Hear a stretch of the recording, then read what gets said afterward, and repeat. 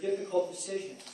And coming here to listen to you makes my job a little easier. Appreciate that. Yes. Hi, Congressman. How are you tonight? Good to see you again. I have another portrait for you.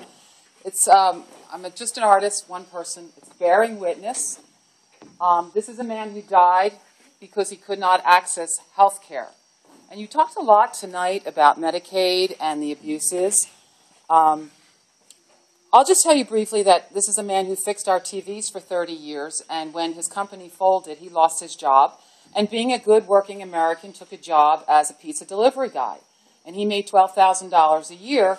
And when he did have insurance, he needed a defibrillator. He had a serious heart problem. And he paid $25,000 out of pocket with insurance. Fine.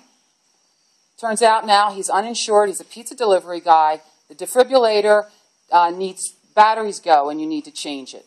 And I want to talk about this fallacy that people can walk into the emergency room and get the best medical care in the world. What they did in this man's case is they give him the paddles. They're only required to stabilize. Okay, Congressman? That is not an answer to our health care problem.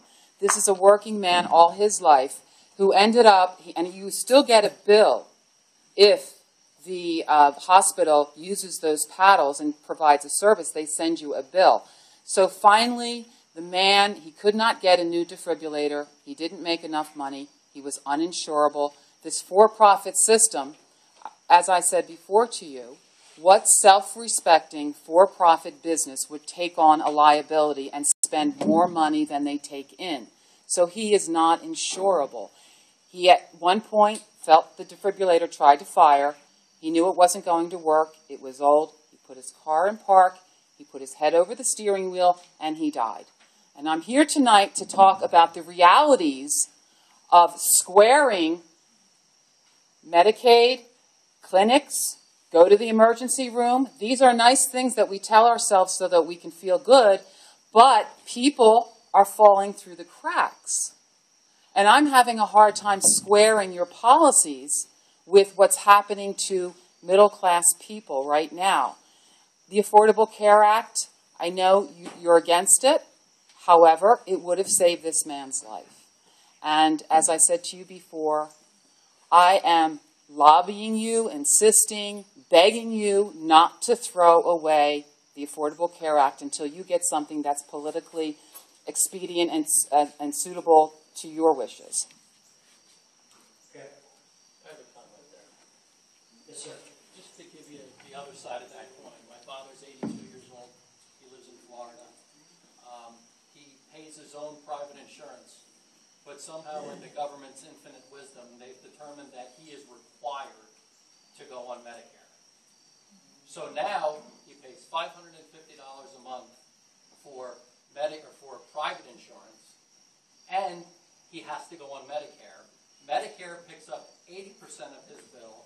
His private insurance company that he pays $550, pays 20% of his bill. That's an asinine system.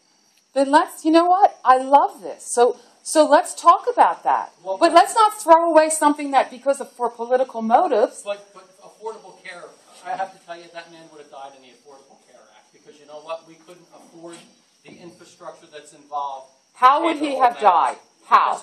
Because unfortunately, I've done much research on socialized medicine and so forth, and you know what? There are... He would qualify for insurance. Panels. There's plenty of things that they would... How old was he? How long did he was in his 50s. He was in his 50s. He was in his 50s. And let's go with this. Let's go with this intellectual... No, wait a minute. One more point, Congressman. One more point, Congressman. Just one more. If we are... I will finish. May I just make one more point, Congressman? This is our forum. That's right. Well, he's my congressman, too. I am in this district. You go and ruin every one of his This is my second one. Why don't you go debate him in the back? You're right, and I apologize for that. One point, Congressman. You're right. One point. If we say we can't, okay, we can't. But let's do the body counts. let's talk about the real people who are falling through the cracks. Let's square that with our own conscience about what's really happening to people. Okay, we'll go on then. And then Thanks. Go back to the other side.